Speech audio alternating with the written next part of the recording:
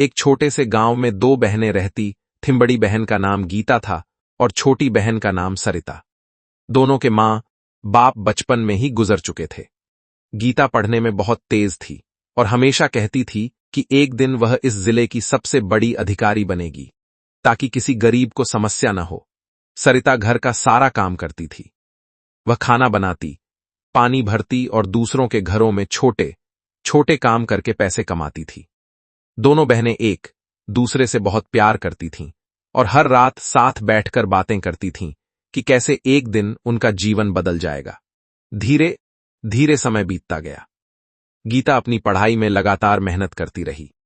गांव के लोग उसकी तारीफ करते थे कि यह लड़की एक दिन जरूर कुछ बड़ा करेगी।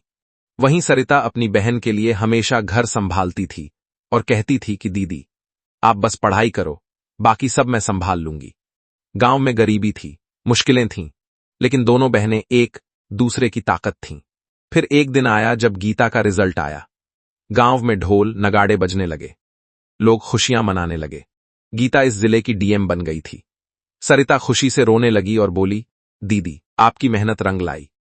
गीता ने अपनी बहन को गले लगाया और कहा, तू है ना मेरे साथ, इसीलिए मैं यहां तक पहुंची हूं। डीएम बनने के बाद गीता शहर में रहने लगी, मीटिंग में जाती, फैसले लेती और लोगों की मदद करती। लेकिन उसे सरिता की बहुत याद आती। सरिता गांव में ही रही क्योंकि उसे गांव और अपने छोटे छोटे काम ही भाते थे। एक दिन सरिता बाजार से सब्जी खरीदने गई। रास्ते में कुछ लड़कों ने उसके साथ बदतमीजी की। सरिता डर गई, लेकिन कुछ नहीं बोली।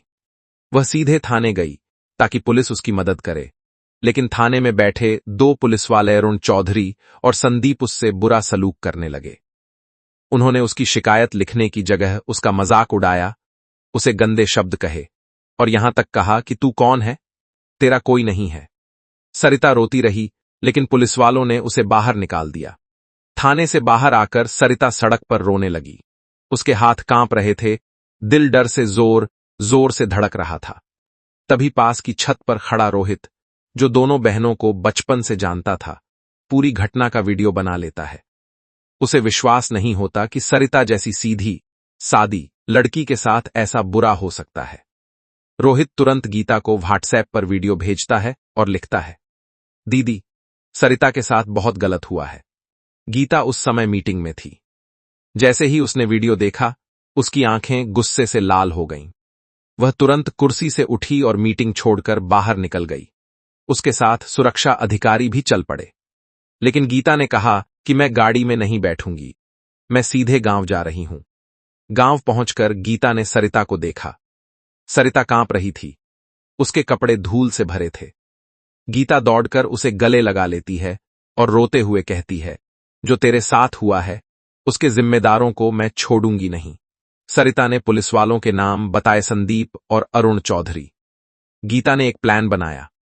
उसने कहा, मैं डीएम की वर्दी में नहीं जाऊंगी, मैं ऐसे जाऊंगी जैसे कोई आम औरत थाने में शिकायत करने आती है। दोनों बहनों ने साधारण सूट पहना और चुपचाप थाने पहुंच गईं। अंदर संदीप और अरुण चाय पीते बैठे थे। जैसे ही उन्होंने सरिता को देखा, मजाक उड़ाते हुए बोले, फिर आ गई, तुझे सबक नहीं मिला? गीता शांत खड़ी रही, फिर मुस्कुराते हुए बोली, तुम्हें पता है मैं कौन हूं? संदीप हंसते हुए बोला, नहीं, तू कोई भी हो, हमको फर्क नहीं पड़ता। गीता ने धीरे से अपना आईडी कार्ड निकाला और मेज पर रख दिया। चुप्पी छा गई। दोनों पुलिस वाले खड़े हो गए, घबराहट से उनके हाथ कांपने लगे। गीता ने गुस्से में कहा, तुम दोनों ने एक गरीब लड़की के साथ बदतमीजी की, उसकी शिकायत लेने के बजाय उसे डराया। ये पुलिस की वर्दी नहीं, तुम्हारी सोच गंदी है। पूरा थाना सन्न रह गया। गीता ने दोनों पुलिस वालों को तुरंत सस्पेंड कर दिया, उनके खिलाफ केस दर्ज करवाया और आदेश दिया कि ऐसे पुलिस वाले समाज में नहीं रह सकते। सरिता ने पहली बार खुद को सुरक्षित महसूस किया। उसने अपनी बहन का हाथ पकड़ा और बोली, दीदी, आज आपने मुझे बचा लिया।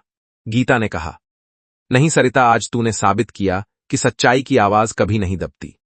उस दिन गांव में एक नई कहानी शुरू हुई, दो बहनों की कहानी, जिनमें एक डीएम थी और दूसरी उसकी हिम्मत।